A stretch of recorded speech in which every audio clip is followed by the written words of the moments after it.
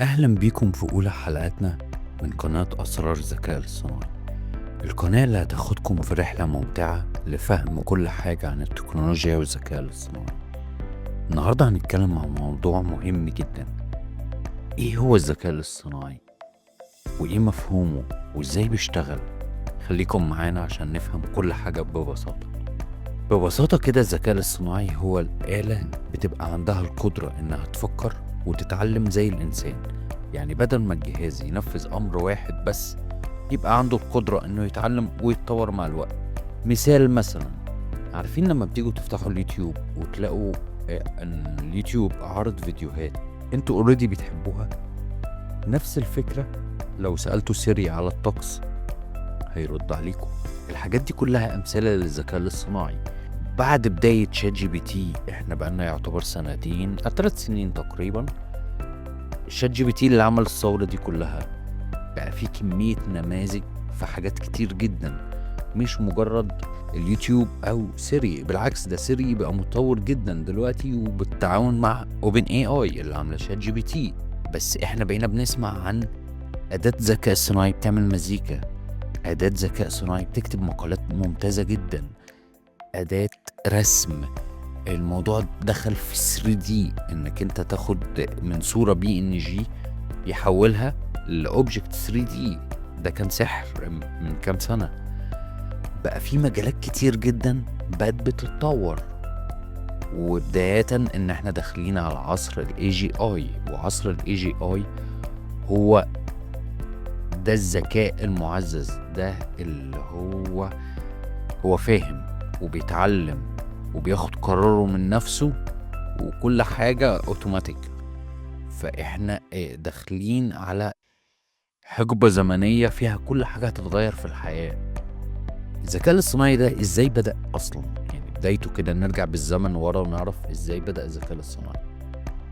في الخمسينات بدأ العلماء يسألوا نفسهم هل ممكن نخلي الآلة تتكلم زي الإنسان؟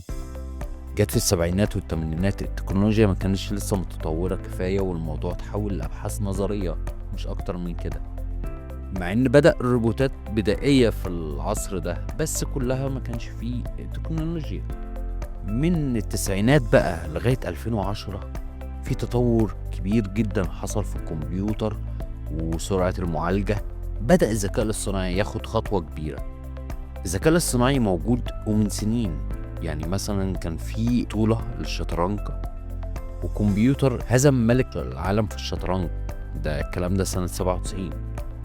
من سنة 2010 لغاية دلوقتي بقى احنا في 2025، احنا دخلنا في مرحلة الديب ليرنينج. يعني الآلة مش بتتعلم، ده كمان بتحلل بيانات ضخمة وتطلع قرارات عبقرية زي عربيات تسلا اللي ماشية دلوقتي. القمر الصناعي كونكت معاها وخلاص، العربية عارفة طريقها، عارفة الديستنيشن بتاعها، بتمشي لوحدها خلاص. ايه الحاجات المميزة كمان في الذكاء الاصطناعي؟ على الناحية الطبية في إفادة كبيرة جدا. تشخيص الأمراض بدقة عالية. الذكاء الاصطناعي بقى ممكن يشوف الأشعة، يعرف الأشعة دي فيها ايه، انت مريض بكذا. دخلنا في مراحل تصنيع الأدوية. دخلنا في التعليم. يعني في مدرسة في أمريكا بقت عاملة مدرسين افتراضيين يساعدوا الطلاب. فإحنا داخلين على حاجات كبيرة جدا السنين الجاية، وفي نفس الوقت إحنا داخلين على مخاوف. المخاوف دي بقت مع كل الفوائد اللي بتحصل، في ناس عندها مخاوف كبيرة جدا زي قلة الوظائف. في تخويف كبير إن الروبوتات والذكاء الاصطناعي هياخدوا مكان البشر في الشغل، خصوصا الوظائف الروتينية زي العمالة أو بعض الوظائف المكتبية. لكن الخبراء بيقولوا إن الذكاء الاصطناعي هيخلق وظائف جديدة محتاجة مهارات مختلفة. تخيلوا كده لو الآلات بقت أذكى مننا، هل ممكن تتحكم فينا؟ ده سيناريو شاغل العلماء وبيشتغلوا على تطوير قوانين لضمان أمان استخدام الذكاء الاصطناعي. مستقبل الروبوتات هيوصل لفين؟ الروبوتات هتتطور لدرجة إنها تبقى جزء أساسي من حياتنا اليومية. ممكن تلاقي روبوت بيطبخ، بيراعي الأطفال، أو حتى بيشتغل في الإسعاف والطوارئ. كل ده محتاج يكون فيه تنظيم أخلاقي وقوانين تحمي البشر. زي ما احنا شفنا الذكاء الاصطناعي مش مجرد خيال علمي، ده واقع بنعيشه كل يوم. ومستقبل هيغير حياتنا بشكل رهيب. ايه اكتر حاجة انتوا شايفين انها تتغير بسبب الذكاء الصناعي؟ سيبولي رأيكم في التعليقات، وما تنسوش تعملوا لايك لو الحلقة عجبتكم، واستنوني في حلقة جديدة. أنا أحمد ناصر، وهشرح لكم دروس كتير جدا بالذكاء الاصطناعي. شكرا لكم.